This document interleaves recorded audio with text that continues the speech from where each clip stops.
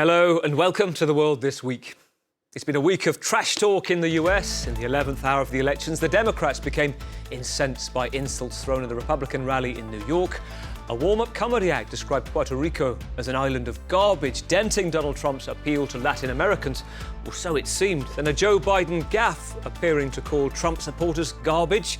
But he didn't mean it that way, he said. As quick as you can say Pennsylvania, Team Trump made the most of the moment. So this outfit, you know, is when he called us all garbage. How stupid! What a stupid word. That blows deplorable away, don't you think? It's been a week that's seen Israel vote to ban a UN organisation from working on the ground in Gaza. The agency known as UNWRA has been providing the bulk of humanitarian response in Israeli-occupied territories, but is accused of employing Hamas and Islamic Jihad militants. The UN, US and the EU all condemning the move and said the already insufficient supply chain will fall apart. A decision such as this suddenly means that a new way has been found to kill children. And it's been a week that's seen Spain hit by the deadliest flood there in decades. A year's worth of rain fell in just a few hours in the east, the ensuing flash floods destroying buildings and homes. A rescue effort still ongoing. The death toll continues to rise, but incredible stories of survival emerging too.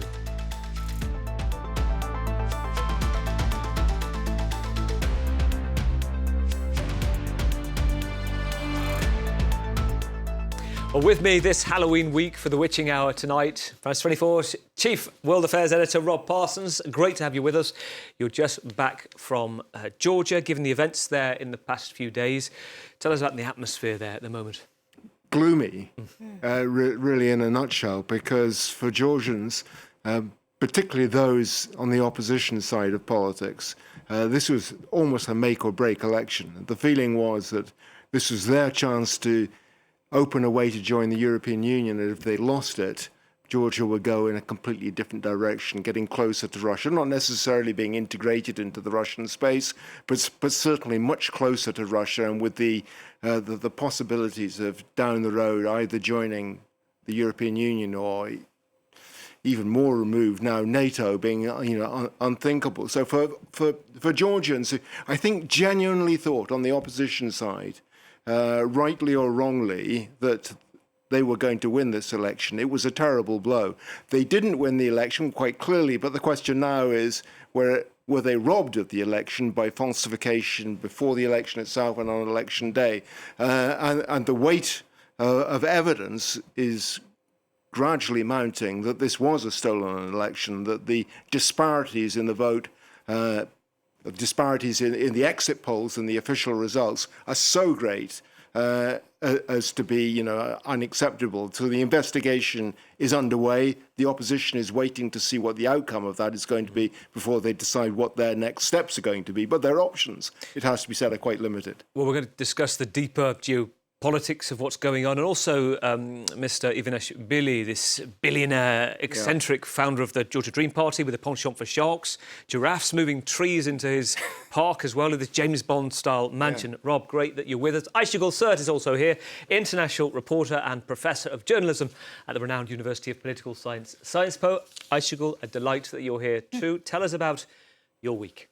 I'll take your word from what you just said, eccentric. I'm working on a piece. I just interviewed Werner Herzog, who's the 82-year-old grand artist, filmmaker, but he requires that we call him a poet now. So you can read all about it in Literary Hub soon. We had a one-on-one interview in Paris before he went back to LA, but it was very interesting because he started with the German new wave of cinema. We think of Wim Wenders and all that. So, but his topics in his films, documentaries have always been about what we talk in politics and journalism: violence, struggle, and human resilience. So it's all related. At 82, still going strong, making documentaries. Still making documentaries. He just wrote his memoirs. What can I say? Wow. We look forward to hearing more about that. And plus, There's a number of issues we're going to get to that I want to talk to you about specifically. As well as Aisha, let's go to Kenya. We have Eric Randolph here with us. He is the East Africa Deputy Bureau Chief, newly installed in your job after your years in Paris, Turkey, Iran. Eric, last time we spoke, the Olympics, remember them? They were going on. Tell us about your life there and how you're settling in. Well, that feels a very long time ago in a different world, actually. But it's it's wonderful to move to Africa. It's been a great experience so far. Actually, last time I was in the studio with you in Paris, we were talking about the protests here in Kenya. Interestingly enough, just today, the government of President Ruto has reintroduced some of the tax reforms that sparked those protests. So the protests actually forced him to scrap that finance bill, a very unpopular finance bill. 60 people died in the protests. And he's now quietly sort of reintroduced a lot of those reforms back in. So we'll see whether that kicks things back off again. OK, so no easy baptism for you as you arrive in Nairobi. Great that you're with us too, Eric. And to Istanbul, let's bring in long-time international correspondent, friend of the programme, Bozu Daragahi, Pulitzer Prize nominated 3 times, no less. Bozu, great to have you with us. And tell us about your week. I mean, I've just been following very closely this another what appears to be a seismic shift again in Turkish politics with Erdogan after 9 years of tracking towards nationalism and the right, again trying to court the Kurds, even to the point where his ultra-nationalist coalition partner, Devlet Bahçeli, has been saying that we need to reconcile with the Kurds. It's obviously not where his heart is at, but it's interesting how convoluted Turkish politics. Very interesting, and no sign of Russian interference on your line. A slight bounce of the signal, but I know we're going to correct that in the next few minutes. Also, great that you're with us. So we begin. It is the final full week of the US presidential campaign, almost done and dusted bar the voting now. And so, last Sunday, by time-honoured tradition, the editorial board at the New York Times did what it's been doing since 1860, choosing a side. Back then, it opted for Abraham Lincoln, a Republican. This week, the headline was, well, less an endorsement for Kamala Harris, more of a list of why it advises against Donald Trump. Well, the headline: prosecutes his enemies, orders mass deportations, uses soldiers against citizens, abandons allies, plays politics with disaster. On the other hand, the Washington Post kept stum. No endorsement for the first time since 1988. The paper of Woodward and Bernstein and Watergate, nothing. Reportedly on the orders of relatively new owner, the billionaire boss of Amazon, Jeff Bezos. We are letting the audience decide, said the paper, which is then said to have lost at least 200,000 subscribers in the days that followed. But in an age that some are calling the podcast election, the TikTok election, how much does it matter anyway, whether you can read all about it? And it's been the final week where pictures have amplified their stories. Donald Trump dressing as a garbage collector, sticking to his mantra, attack to defend, telling his rallying crowd he just couldn't resist. I'm in this beautiful plane. I'm enjoying myself. I have a wonderful suit on.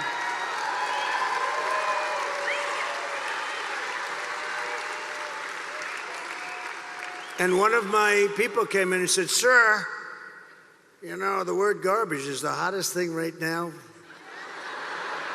out there. The hottest thing out there. Sir, would you like to drive a garbage truck?" And so he did. Well, in the fight for optics that speaks to the heart of the Democratic message and their warning of the dangers of a Trump presidency, a political masterstroke perhaps for Kamala Harris, giving her campaign's closing argument here, exactly the same spot Donald Trump chose for his speech 4 years ago that preceded the Capitol Hill riots.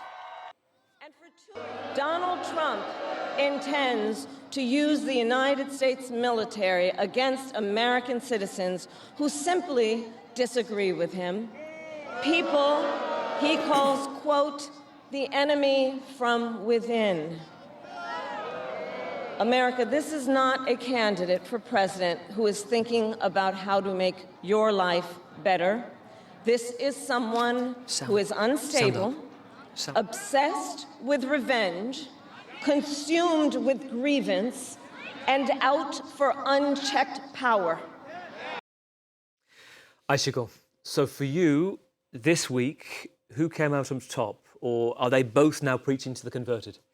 You know, I'm Turkish American, and I covered as a correspondent the US on the West and East Coast for a total of 15 years. It's the first time that people are asking me, so who's going to win on Tuesday? Well, first of all, I don't think that we're going to have the answer on Tuesday or Wednesday or Thursday. That's the first thing. Second of all, it's the first time that I really don't know. I was mistaken in 2016 when, like a lot of journalists and a lot of people, we didn't take Donald Trump seriously. So it's at another level. It's another game and it's another duel. But the thing which is also very new, it's the gender gap. It's women. It's how the young women are regarded at this election very progressive, those who are less than 30 years old, who are usually more likely to go vote than men in the United States. But what we see is that the male voters tend to be more Republican than, or pro Donald Trump than pro Kamala Harris. The thing which is very sad is the level that we've seen. I think every week it's been getting worse and worse. The level of the rhetoric, the level of the debate. You know, it's this week the keywords unfortunately have been fascism and garbage. We're talking about the United States of America. It's supposed to be the guiding light at the dark tunnel. We've been talking this week about a billionaire who, for the first time, who owns a newspaper, the Washington Post, and like you so rightfully mentioned, it's not any newspaper. It's a newspaper of the Watergate scandal that came out, the fact that an American president, Nixon, was impeached. And so a paper like that is the first time in its history, in the history of America, but also of our craft, of our job, of journalism, of not having the backbone and the responsibility to say, hey, this is maybe where we should be heading, and try to enlighten the others is very sad. But also not only the Washington Post, the LA Times did the same thing, unfortunately, as well. It's interesting not having the backbone, Rob, as Icicle talks about. The Washington Post not endorsing, LA Times, as Icicle said as well. Two arguments here. One is that, is it still relevant to have an endorsement nowadays from a paper in a social media age? And two, do you buy the argument of letting the reader decide, as the Washington Post put forward? Well, I certainly buy the notion of letting the reader decide in general. But, you know, the newspaper, you know, I pick up a newspaper for a reason. I like to see the arguments, often my own arguments, put to me in an intelligent way, so that I can sort of get a handle on the arguments. But, you know, for me, it strikes me as being a cop-out. You know, a paper like that is there to synthesize the information and present an argument, and it's avoiding taking the responsibility that its readers, by and large, will be hoping that it will sustain. And so, for me, totally a cop-out. Eric, this was the headline. Let's take a look at The Atlantic this week over the decision. The quote of the headline is, "The day democracy died," it said. Pulitzer Prize-winning journalist Robert Greene, former staff writer at the LA Times for 18 years, on both of those decisions by both of those papers. What's your take, Eric? I see it slightly differently. I mean, I know that both of those papers are owned by wealthy businessmen who are probably more worried about the impact that Donald Trump coming in, and if they've supported Kamala Harris, worried about the repercussions that might mean for their business.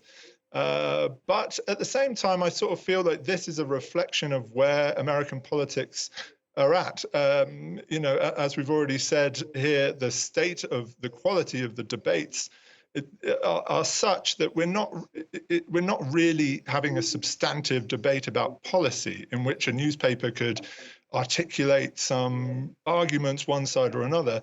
We're really supporting personalities and vibes, and I think in that situation, it's much harder for a newspaper to look like they aren't just being tribal, and I think that's what they're trying to avoid. I mean, that said, I know that there are much more cynical reasons behind the decision by both the papers, but I can see why they want to avoid joining in the sort of tribal pylons that we're currently subjected to. On that note, Eric, on tribal pylons, very interesting, sort of, you touch upon the kind of rhetoric that we're looking at, whether or not a paper's endorsing. Are we being misguided away from some of the big policy issues? Interesting of note that Steve Bannon once quoted the phrase, talk about flooding the zone with a proverbial. And so you distract from actually what matters. Steve Bannon released this week from prison, serving 4 months. This is the what happened next round. Did anybody see what happened and when he started taking questions? Let's take a look. Steve, Robbie Roadsteamer here. I'm wondering, when's the next insurrection, and can we storm the Burger King after this? Like, can we do that? I mean, doesn't he look great now? We were in Danbury the first month together. He looks great. You don't remember me? We were lifting weights and stuff in the weight room. When's the next insurrection? How are we going to do this and stuff, man? Bozo, this is one of the weirdest moments of the week, isn't it? Steve Bannon out of prison after serving time for contempt of Congress, refusing to comply with a congressional subpoena relating to January the 6th Capitol riots. He talks about, as I said, this major strategy of flooding the zone. What do you make of how this campaign has turned out? I think we're really on the precipice of quite a dangerous moment in American politics if this version of Trump is elected. And it's kind of worthwhile to look at just how bad things are right now in the U.S. You have a situation, and the situation is because of a confluence of different trends: the collapse of education, public education, civil society, the atomization of Americans' communities, the complacency and cowardice of Democrats who were enablers of the economics that contributed to the situation and the alienation and anger. And it's not just the internet, it's the unchecked and utterly preventable rise of tech oligarchs, whether Bezos or Elon Musk or Zuckerberg, who have basically become billionaires by monetizing political paranoia, extremism, and polarization. And, you know, we're really on the verge of not just electing a well-known clown, but a very angry and vindictive clown, the most kind of demagogic version of that clown with an agenda and an axe to grind. It's a very interesting point, actually. When you bring in the likes of Elon Musk, you know, we've heard this a number of times, whether or not he's controlled an algorithm of just allowing disinformation to flourish on X, formerly Twitter. Icicle, when you look at the way the strategies have played out with both campaign teams, you've seen a lot of, you know, Musk and Bannon, Bannon for Trump, Kamala Harris with a lot of celebrity endorsements. What do you make on how they're using that? Well, I think that the race is so tight, especially, you know, in the 7 key states, in a way, that they're going to try. It's going to come up to I think, to really so little that both sides are trying to use whatever they can. The thing is that with Elon Musk is very interesting is that he's an immigrant himself. I mean, he's from South Africa, who is living in the U.S. today. So it's very interesting to hear these men trying to, you know, they always try to become even more nationalistic and patriotic than the American born and bred for generations. That's why I think we're also seeing the Hispanic vote that is also a little, even though it's exponentially Democrat. There's a change in these elections where the Hispanic vote is actually looks, at least for now, a little less high in terms of Democrats than Republicans compared to 2020. So it's the first time that everything is so important: celebrity, money, gender, ethnicity, economy, and what you talk about. But what Borzu said is very interesting too. Where are the policies? Is this the America that we've been really looking at as an example? And what will America become after November 5th? Yeah, and some pretty instant policies from Donald Trump. Mass deportation he's talking about, whether that's tens of thousands or millions. He keeps changing his view on that depending on who he's been interviewed by. Eric, just give me your take from Kenya, just how this is being reported. What are you seeing on the front pages? Politically, are there particular preferences, for example, in Nairobi? Actually, it hasn't generated an enormous amount of interest here. And I think that's probably because Africans are used to being ignored by American politics. And it's unlikely that much will change given how much is already going to be on the foreign policy agenda for either Kamala Harris or Donald Trump when they take office. Kamala Harris has actually built a team of 25 people to look at Africa policy, and she follows on from Joe Biden, who did make some concerted efforts to actually engage with Africa a bit more. But I think given the state of the world at the moment and how much either candidate is going to have to face, Africa knows that it's not going to make an enormous amount of difference whoever wins the White House this weekend, unfortunately. We probably wouldn't have seen the reports then in the African press, but I'm sure you saw it on X and on YouTube and social media, Eric. The battle over the apostrophe for Joe Biden, was it in the right place when he was talking about the supporters of Donald Trump who were garbage, or the supporter apostrophe S of Donald Trump was garbage? Because that seems to matter as to whether or not he was referring to half of the nation or not, doesn't it?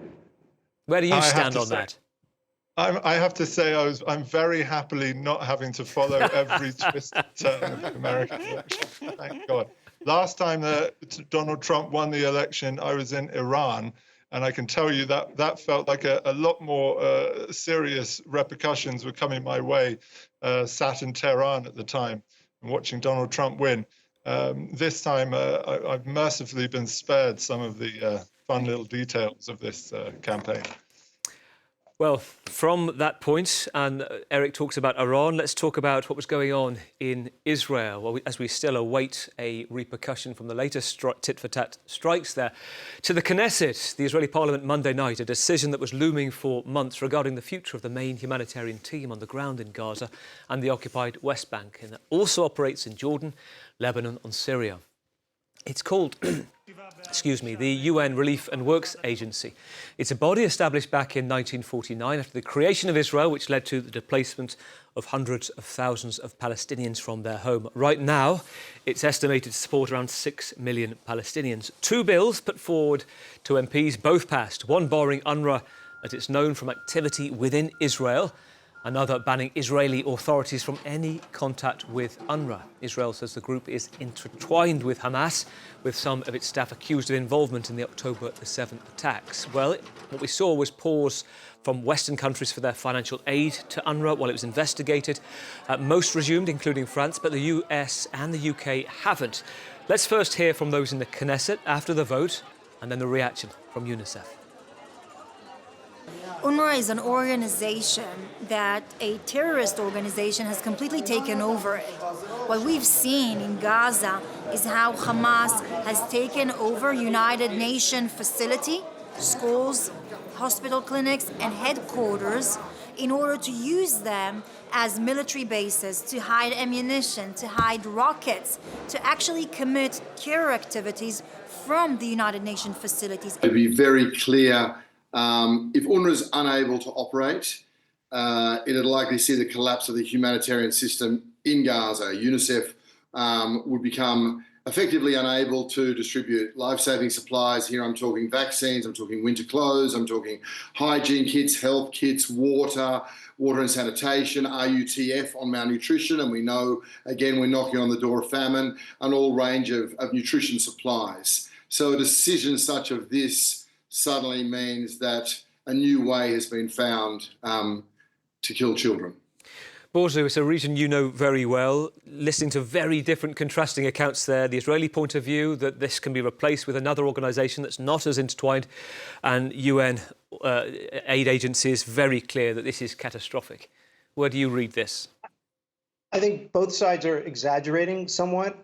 The UNWRA is not a terrorist organization, as Eric and any other reporter who has worked in a conflict zone knows.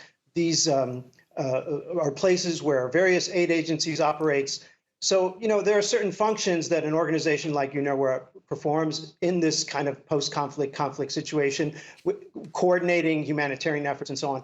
and they can just hand those functions to other UN organizations or create, a UN special mission to the territories or something like that. So I think this is really mostly about bullying. This is about Israel showing how it can manipulate the UN and get its way. The UNWRA has always been a kind of punching bag for certain factions within the Israeli political arena, and they feel like they have them on the ropes now.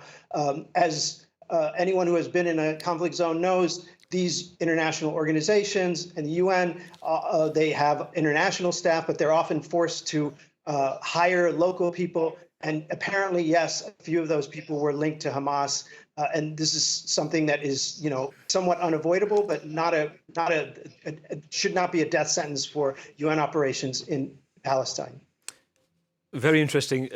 When it comes to the consequences, one thing that of note, Aishul, is that UNWRA, unlike different organisations which Israel keeps pointing out, in its charter, it grants everlasting refugee status to descendants of Palestinians who were displaced back in the 40s.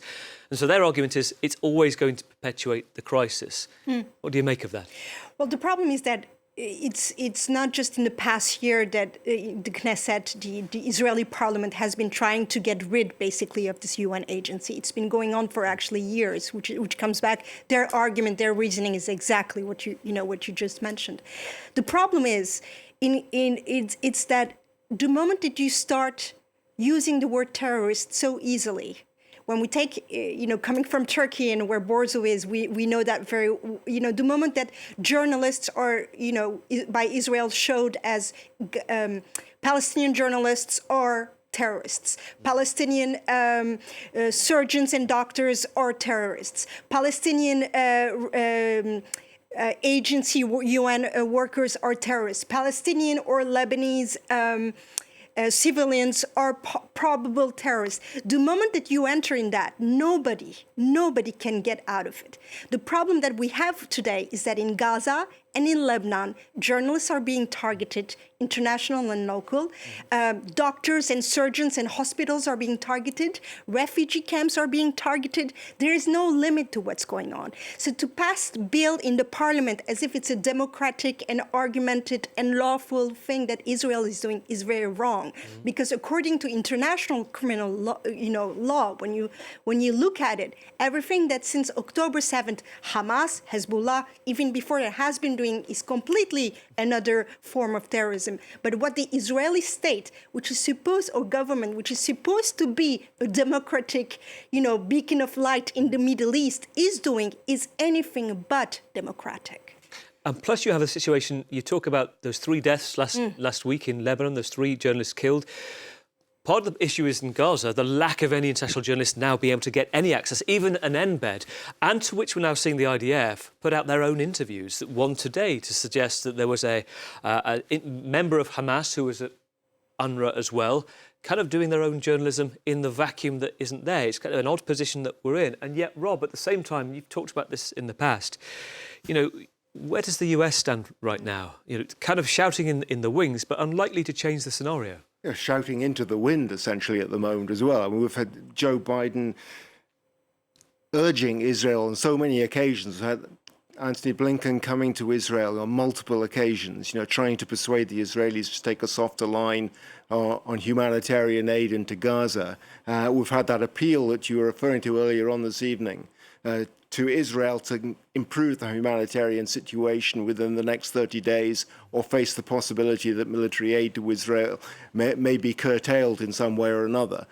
Does Netanyahu pay a blind bit of attention to that? No, he doesn't, because he knows the election is coming up in a week's time and things could change completely after that. And even if they don't change after that, his position is not going to be that much weakened that he's necessarily going to have to shift it at all. So, as far as American public opinion and American political opinion is concerned for the moment, I don't think it's something that the Israelis, or this particular government at least, is particularly worried about.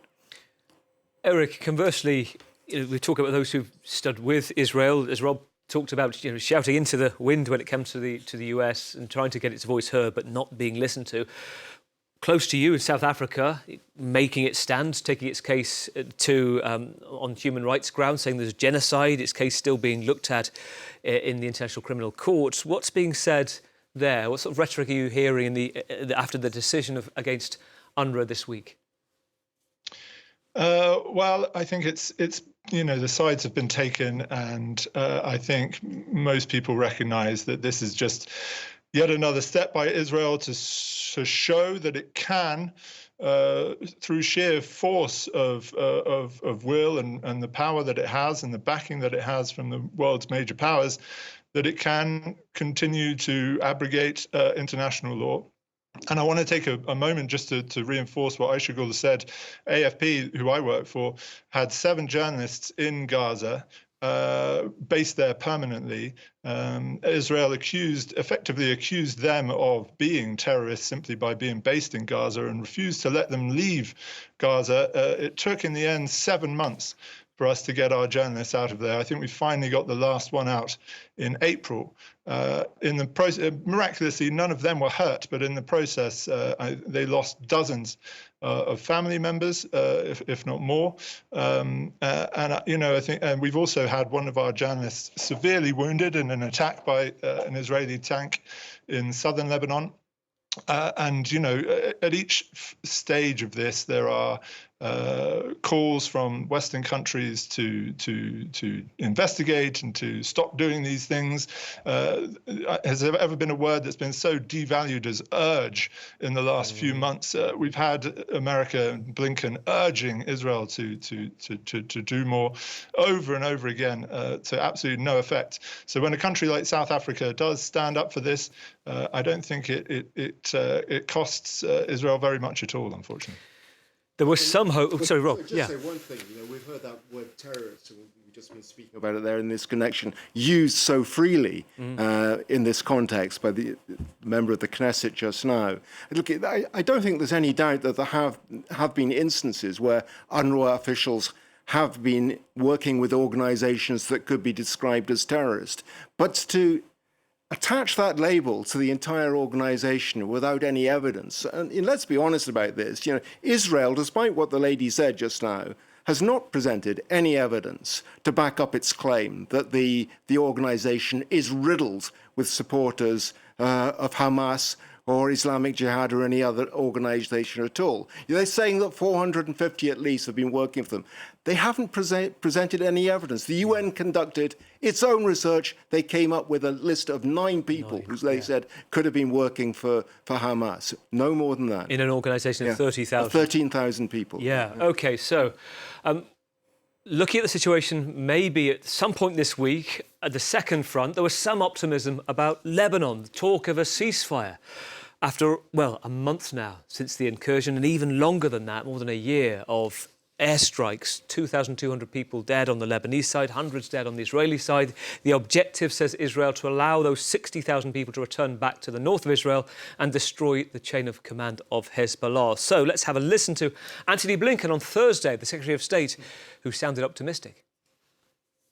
On Lebanon, let me just say that we are working very hard and making progress on reaching understandings of what would be required for the effective implementation of UN Security Council Resolution 1701. This would be the basis of a diplomatic resolution to the crisis. Aisha Gul, how things change. Now we're hearing from the Lebanese caretaker Prime Minister saying that basically it's off, that Israel is still bombing, they're exploiting the situation. It's incredible because Antony Blinken and Joe Biden, like you mentioned, kind of when you're really late somewhere and people call you, say, are you there? And you say, we are almost there. We are on our way. And that's what the Americans have been doing, knowing that there's no ceasefire, there's no deal, there's no hostage deal either. And the other thing that's been going on, Lebanon, I would love to hear Borzu speak about this because he did live and work as a journalist in Lebanon. Beirut, the capital of the Switzerland of the Middle East, is being bombed every day for the past months. We live in a capital, Paris, not the same thing because it's Europe. Imagine if we were right now being bombed. And this then is being shown as another thing that Eric said. This is a great night tonight. There are keywords from every journalist. But urgency, that's been the word urgency that has no more meaning anywhere. Just like the words of an American diplomat. And Antony Blinken or of an American president, Joe Biden, have no value today when they talk about ceasefire, because that's what they've been talking about for months, and it's nowhere to be found. Bozu. What can you say? I mean, as far as the Lebanese people go, they're used to this. You know, they went through it in the 70s. They had war in the south in the 80s, and they were, you know, the city, the south of the city, the Dahia, the suburbs where Hezbollah has its most of its supporters, was bombed to smithereens in 2006, and they take it in stride. But this is a situation where the one country that has leverage, the one country that is able to put pressure on Israel to bring it to some kind of, to put it within, to put the war in some kind of reasonable execution style, not in terms of how they're executing the war, and make it a little bit less destructive. Refuses to do it and declines to do it, declines to use any real diplomacy. And we know that the U.S. can use diplomacy. We just saw an example of the U.S. preventing Israel from bombing Iran to hit the nuclear sites and the energy sites. They put enormous pressure to put limits on that attack. So we know the U.S. has that authority and does not necessarily feel inclined to use it when it comes to Israel. Let's talk next about another country that you're well aware of, Bozu, and many of us in the room tonight, which is the streets of Tbilisi, Georgia. Monday night, tens of thousands of protesters filling the streets outside Parliament. It was their response to a call to demonstrate from the country's pro-Western President Salome Zurabishvili. It came 24 hours after an election was won by the ruling Georgia Dream Party, and the president claimed, not fairly, not freely, that this was a Russian special operation, he said, believing there to have been falsification of the result, harassment, intimidation of voters, a hybrid warfare deployed by Moscow to keep the former Soviet country in its orbit. We were not just witnesses, but also victims of what can only be described as a Russian special operation. A new form of hybrid warfare waged against our people and our country. As the last independent institution in this country, I must clearly state that I do not recognize these elections. Recognizing them would be tantamount to legitimizing Russia's takeover of Georgia. არ შეიძლება, იმიტომ ეს არის იგივე რაც აღიარება რუსეთის აქ შემოსვლის. The Georgia Dream Party was having none of it. The Prime Minister, Irakli Kabakidze, was saying there is nothing to see here. It was free and fair, he said. Well, irregularities happen everywhere, in every country. If you look at the reports in different country, international observers' reports, there are kind of many irregularities in many countries, in all the different countries. But the final picture is, the general picture is the most important one. There was a joint statements by different international missions. And so their general assessment was positive. Rob, tell me about your framing of this. You saw it firsthand. So the opposition putting it very much as a choice between the EU, and as you pointed to before, away from it, the hands of Putin, whereas the Georgia Dream saying it's simple, it's war or peace. Yeah, that was their campaign slogan. It was very effective. It seemed to work. It did work. Because Georgians are scared of the prospect of another war. They experienced it with Russia in 2008. They've seen what's been happening in Ukraine since 2014, and particularly since 2022.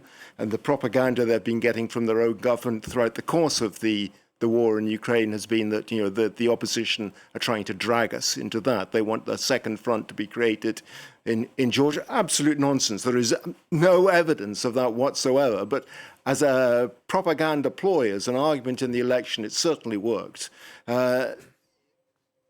As for Kobachidze's argument that this was just like any other election anywhere else in the world, you see irregularities, whether it's in the United States, where, of course, you do see irregularities, or in Georgia. The question really is the scale of it. And, I've reported on numerous elections around the world, including on several occasions in Georgia. And I can honestly say I've never witnessed anything quite like what I saw in Georgia. The violence, the vote stuffing, the pressure that was put on people before the elections. Remember, too, Georgia is, relatively speaking, a poor country, particularly in the provincial areas, where people are dependent for jobs on the state. They're working in schools, working administrative positions. They are very vulnerable indeed. If the local municipal boss says, you better make sure you're going to vote in the way we want you to vote, they probably are going to do that. And if that's not effective, they've got money on hand as well, because Bidzina Ivanishvili, in terms of the context of Georgia, in terms of the context of the GDP of Georgia, is a colossally wealthy man. About a third of Georgian GDP, is what he produces. He is in a position, therefore, to spend not very much of his overall wealth on ensuring that people vote the way he wants, just by distributing, 100 Georgian lari here, 300 there, which is about $100. Not an awful lot for him, but enough to influence the outcome of the election. Bozu, we're talking about, or Rob's talking about Bidzina Ivanishvili, this messiah figure to those within his party. You know Georgia well. You covered the conflict back in 2008. He's got this James Bond-style compound I talked about at the start, overlooking Tbilisi, eccentric man, like sharks. He likes giraffes, keeps them in his park. He actually brings trees from around the world that he wants to keep in his garden, sent by ship. What's your reading of the man controlling Georgia Dream, and whether he is being controlled or not by the Kremlin? Well, I couldn't comment on whether he's being controlled by the Kremlin. I don't have access to that level of information. But I will say that, in contrast to Rob, I'm kind of hopeful about Georgia. And I'm not as gloomy on the future. You saw the people in the streets. It's really one of these 50-50 societies like Hungary and Turkey here. Of course, of the post-Soviet states, and I remember it, that's how old I am, I remember it really well, the two that Russia was least keen to let go of were Ukraine and Georgia. This was, 35 years ago. They were not happy about that. And they were, even back then, there was warnings that Russia would get its groove back and would be pursuing its interests come hell or high water in Georgia and Russia, maybe Moldova as well. But those two were the top on the list. Georgia is the birthplace of Joseph Stalin. It is where Putin would go on his summer holidays with his parents. It is arguably, where it's kind of a pillar of the Chekist state now in charge in Moscow. So of course they're going to try to control it. The West, not engaged, not diplomatically assertive, and of course Russia is going to play its hybrid war games as it does even in the U.S. If I can just come in, in response to what Bozu is saying there, I wouldn't describe myself, Bozu, as being a pessimist on Georgia either. Things have just reached a point at the moment where they can go in a number of directions, I think. And I'm not even sure that Bidzina Ivanishvili is controlled by the Kremlin at all. I think he has an agenda of his own, which coincides in a number of ways with the Kremlin's.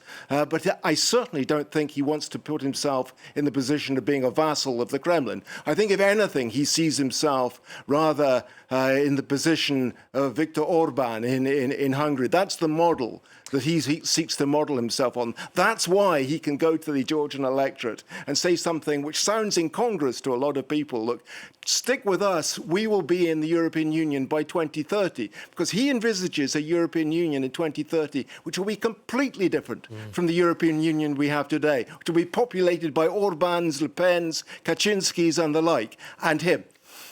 Aishka, we've got about 20 seconds, but I do want to hear whether you see this protest movement moving and you feel optimistic, or you feel that they're just going to move towards Putin's orbit now as a country. No, what I see is that the reason why these elections were so important is the context of how much is the European Union willing to, we're talking about backbone in the first subject, how willing is the European Union to back the pro-Western Georgian youth and population, and also in the light of what's going on in Ukraine and Russia. So it's really the context that makes these elections so important. But I would love to have a house with an alligator and giraffe, but that's another topic to have. Nice point to end on. Thank you. Alligator. Well, thank you for watching. Icicle Surt, international reporter, journalism professor at Science Po University. Rob Parsons, chief world editor at France 24. To Turkey, thank you to Barzu Daragahi, international correspondent for The Independent, and in Nairobi, Eric Randolph, East Africa deputy bureau chief. We will see you in 7 days, where we will know, maybe, the next leader of the free world. Until then, well, enjoy the rest of your Halloween week.